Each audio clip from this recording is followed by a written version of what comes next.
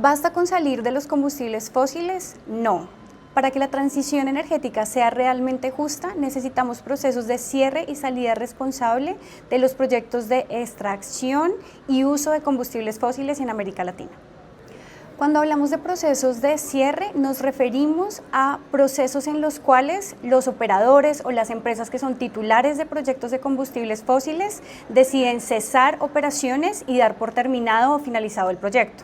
En cambio, cuando hablamos de salida, nos referimos a esas decisiones que toman los distintos actores de la cadena de valor de alejarse o desvincularse de un proyecto. Por ejemplo, cuando un inversionista o un financiador decide retirar su dinero de ese proyecto de extracción o de quema de combustibles fósiles. Para que un cierre sea responsable en el contexto de proyectos de extracción y uso de combustibles fósiles se requieren pasos esenciales. Lo primero es que haya una planificación anticipada, es decir, desde el inicio de los proyectos se piense cómo va a ser ese cierre a futuro, estamos hablando de 20 o 30 años.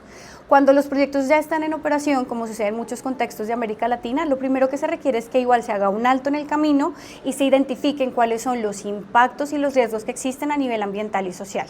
Y se establezcan sobre todo medidas a futuro para remediar, rehabilitar, restaurar ambientalmente el territorio, pero también para reparar aquellos daños que se generaron a nivel más social y en temas de salud o sanitarios, por ejemplo. Se necesitan también garantías financieras que logren cubrir los costos, no solamente para dar por finalizadas las operaciones, sino para atender esos riesgos e impactos que se van a generar en la etapa del post-cierre.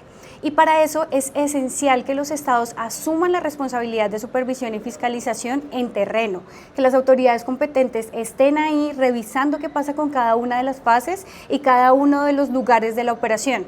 Y por último, y no menos importante, es fundamental que se garantice una participación informada de las comunidades, de las autoridades ancestrales cuando estamos también en territorios indígenas o comunidades afrodescendientes, en el cual su voz sea escuchada y tengan un rol en la identificación de impactos que se hace a nivel territorial. Cuando hablamos de salida nos referimos sobre todo a esos otros actores de la cadena de valor que no es la empresa titular, nos referimos a financiadores, a inversionistas, a compradores. Entonces su rol en la salida es esencial. ¿Qué deben hacer? Antes de salir deben verificar cuál es la situación que se está generando en términos de derechos humanos y ambientales en el territorio donde opera ese proyecto. Usar su influencia o su capacidad para incidir en la empresa que es titular para que las cosas se hagan bien, atiendan a estándares internacionales y a las buenas prácticas que ya están establecidas.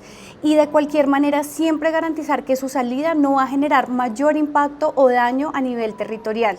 Es decir, si un banco, por ejemplo, decide retirar el dinero a un proyecto, tiene que verificar que ese proyecto esté actuando con debida diligencia, se le dé participación a las comunidades y su salida no empeore la situación en terreno.